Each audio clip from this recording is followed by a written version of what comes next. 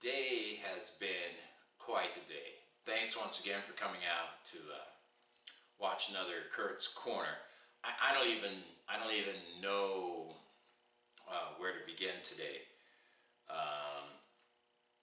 But we will start with the press conference that Sean Spicer gave today, where he said that basically we should be thanking his president for taking and we should be applauding him for taking our insurance away. Again, I'm going to go back to the fact that Republicans have had 7 years to come up with a plan. 7 years to come up with a plan to either make Obamacare better or replace it. And they still come up with nothing. With nothing. I don't want to go any further on that, but what I do want to go into is this quote-unquote travel ban, which I refer to as a Muslim ban, but it's not really a Muslim ban because there's a bunch of other countries over there with the majority of the religion there is Muslim, and there is no travel ban. There is no travel ban on those countries. And I have to ask myself, is this because Donald Trump has business interests in these countries, even though it's been proven that that is where our terrorists come from? While I'm on the subject of terrorism, I just want to read a few names. You can go Google these names and you'll understand why I'm giving you these names. Ted Kaczynski, Charles Ng and Leonard Lake, John Wayne Gacy, Isaiah Zor Marin, Benjamin and Andrew Francis, brothers, John Patrick Bedell, Keith Luke, James Von Brunn, and Wade Lynn Kurt. There's a ton. I need all you patriots to start thinking about what you're going to do. Load your damn mags, make sure your rifle's clean, pack a backpack with some food in it, and get ready to fight. I'm not fucking putting up with this. I am not letting my country be ruled by a dictator. I'm not letting anybody take my guns. If it goes 1 inch further, I'm going to start killing people.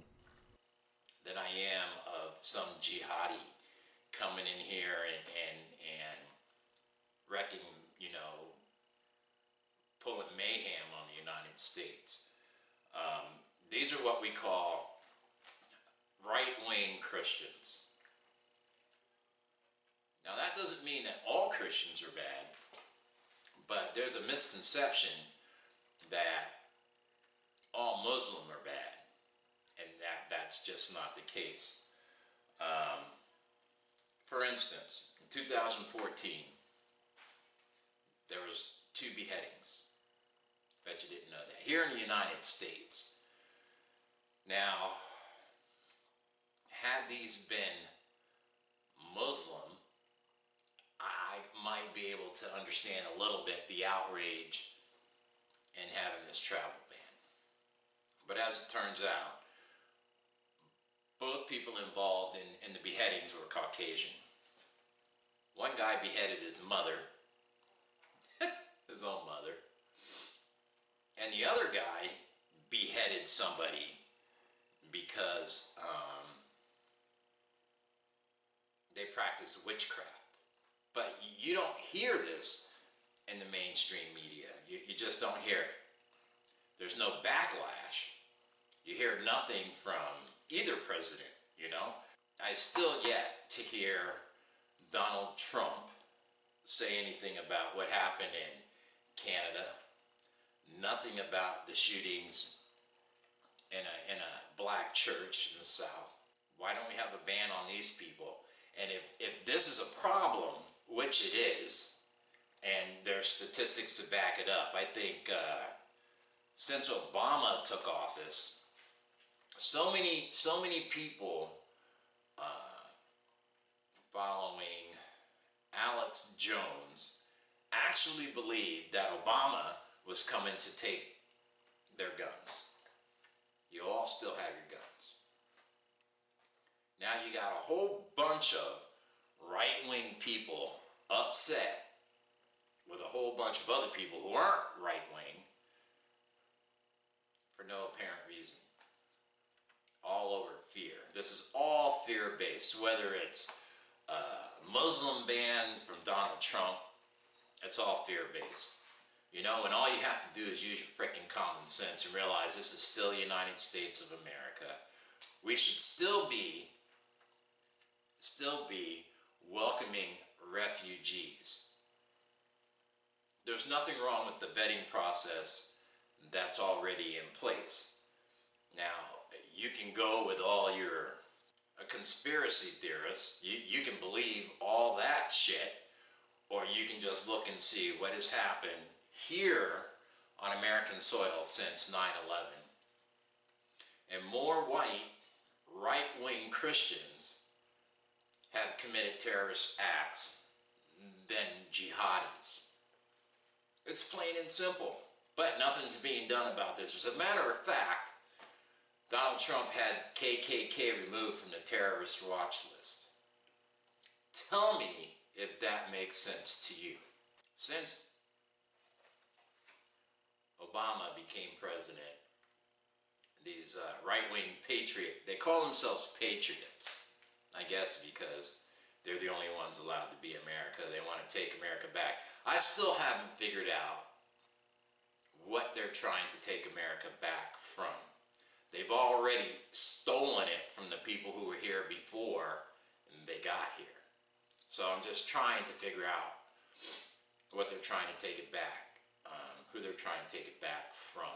I love America, but I think there comes a time when common sense has to prevail.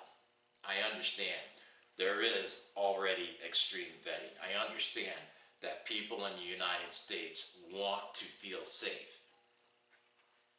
The only problem with what's happening now is we all want to feel safe. I just happen to have friends that are more afraid of the police than they are of any Muslim on this planet. So what we have to do is figure out how we come together and fight this together instead of fighting one another. I think we start with getting Steve Bannon out of the White House. Just my opinion. Again, this is all my opinion.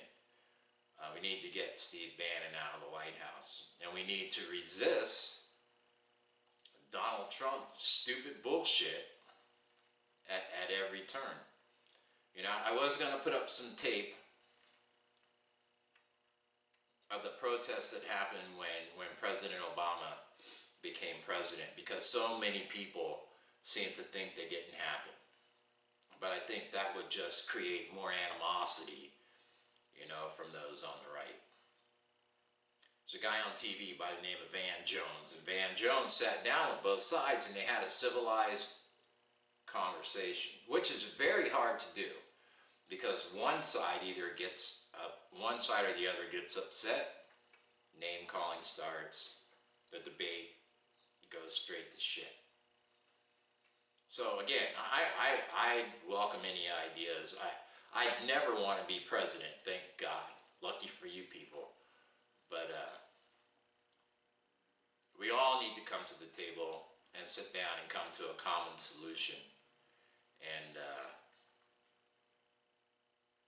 I'll leave you with that and a picture of Lady Liberty and say, you all have a great day. Go look up those names I showed you and tell me who you're more afraid of. Have a great day. Thanks for watching Kurt's Corner.